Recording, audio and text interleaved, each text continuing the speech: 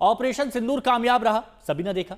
पाकिस्तान को घुटनों पर आना पड़ा, मजबूर किया गया उसे, सीज फायर के लिए मजबूर होना पड़ा। सीज फायर के बाद से सीमा पर हालात अब सामान्य हो रहे हैं। फिलहाल फायरिंग भी रुकी हुई है। रात 11 बजे के बाद से दुकान बाजार अब धीरे धीरे खुलने लगे हैं। तो ये तस्वीरें हम आपको बता रहे हैं, जो आप तस्वीर देख रहे हैं। सीज फायर पर सहमति होने के बाद अब हालात सामान्य हो रहे हैं। रोजमर्रा की तरह लोग अपने घरों से बाहर निकल रहे हैं अपने कामकाज के लिए, और बैठक का दौर भी जारी है, क्योंकि सतर्कता सावधानी बरतनी चाहिए, क्योंकि हमारा दुश्मन वो है जिस पर कोई भी भरोसा नहीं कर सकता। उसका इतिहास ऐसा ही रहा है।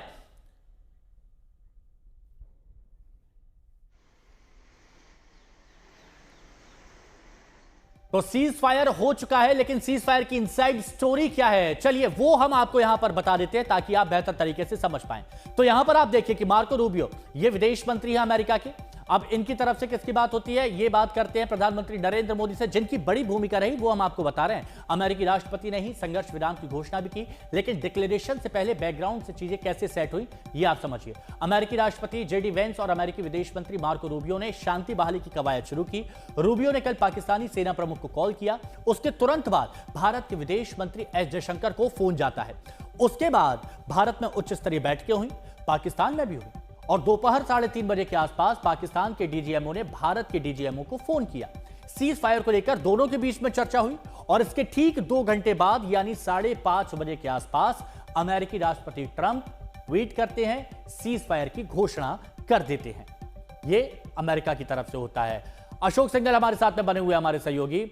अशोक, सीज फायर की इनसाइड स्टोरी यहां पर बताई गई कि पहले पाकिस्तान के डीजीएमओ का कॉल आता है भारत के डीजीएमओ को, दोनों में चर्चा होती है। पाकिस्तान कहता है कि हमें सीज फायर चाहिए, और उसके बाद रजामंदी बनती है। अमेरिका की तरफ से यहां पर कंफर्म भी किया जाता है, एक ट्वीट किया जाता है, लेकिन पाकिस्तान फिर से सीज फायर तोड़ देता है।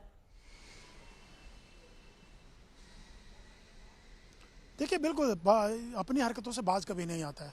हमेशा से वाजपेयी जब अमन के लिए, शांति के लिए लाहौर पहुंचे थे, नवाज शरीफ के उस पे लेके उसके बाद कारगिल कर दिया था। ऐसे बहुत सारी घटनाएं, और वो क्रॉस बॉर्डर टेररिज्म जो घुसपैठ करवाता रहा हमेशा से, उसके लिए इनकार करता रहा। बहुत से आतंकी जो वहाँ के रहने वाले हैं उनके बारे में भारत ने सबूत दिया, तब भी वो नहीं मानता है। तो पाकिस्तान हमेशा से इस बात को झुठलाता रहा है, विश्वासघात करता रहा है, हमेशा से नापाक हरकतें करता रहा है। भारत के अंदर जो भी कितने बार बार हमले हुए हैं और भारत की तरफ से सबूत दिए गए, डोजियर दिए गए, उसके बावजूद भी पाकिस्तान हमेशा झूठ बोलता रहा है। कल भी सीज फायर का जब ऐलान किया गया तो सबको खुशी हुई, चाहे भारत हो या कहीं भी हो, सब ने कहा कि बहुत अच्छी बात है, शांति होनी चाहिए, और भारत हमेशा शांति का पक्षधर रहा है। लेकिन कुछ ही घंटों के बाद पाकिस्तान ने फिर सीज फायर का उल्लंघन किया।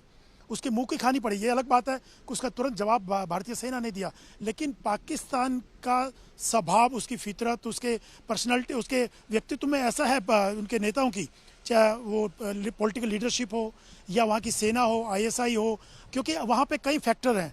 सिर्फ वहाँ के प्राइम मिनिस्टर या दूसरी पॉलिटिकल लीडरशिप ही डिसाइड नहीं करती, वहाँ की सेना का भी दखल है, आईएसआई का भी दखल है, और आतंकियों का एक अपना अलग असर रहता है। तो कहीं ना कहीं पॉलिटिकल लीडरशिप की अकेले की नहीं चलती, तो बहुत सारे फैक्टर मिलकर काम करते हैं। तो बार बार इस तरीके की घटनाएं देखने को मिलती है। और कल यही बात आपने बहुत अहम कही है कि यहाँ तालमेल की कमी है, सरकार और सेना में आपस में बन नहीं रही है।